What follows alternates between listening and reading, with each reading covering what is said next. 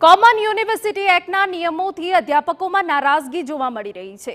Common university એક્ટના નિયમો મુજબ અધ્યાપકો સંગઠનના બનાવી શકે કે કોઈ સંગઠનમાં જોડાઈ ન શકે। અધ્યાપકો આ જોગવાઈનો વિરોધ કરી રહ્યા છે। નવો કાયદો બંધારણની વિરુદ્ધ હોવાનો પ્રોફેસરોનો આક્ષેપ છે। વિરોધ કરી રહેલા અધ્યાપકોનું કહેવું છે કે રાજ્યમાં એક પણ એવો સરકારી વિભાગ નથી કે જેમાં મંડળ રચવાની પરમિશન ના હોય, તો પછી અધ્યાપકો માટે કેમ આવી જોગવાઈ છે? અધ્યાપકો આ અંગે રાજ્યપાલ અને મુખ્યપ્રધાનને રજૂઆત કરશે।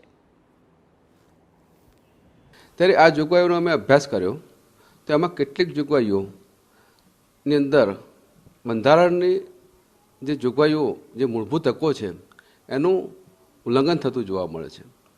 હું વાત કરીશ કે પાન નંબર 85 ઉપર જે પાન નંબર 131 જે યુનિફોર્મ મોડલ સ્ટેચ્યુટ છે એની અંદર જે 85મી જોગવાઈ છે એમાં સેક્શન ઈ અને જી એમાં એવું કહેવામાં આવ્યું છે કે કોલેજ અને યુનિવર્સિટીનો કર્મચારી કોઈ મંડળની રચના નહીં કરી શકે, સાથે સાથે મંડળમાં જોડાઈ પણ નહીં શકે।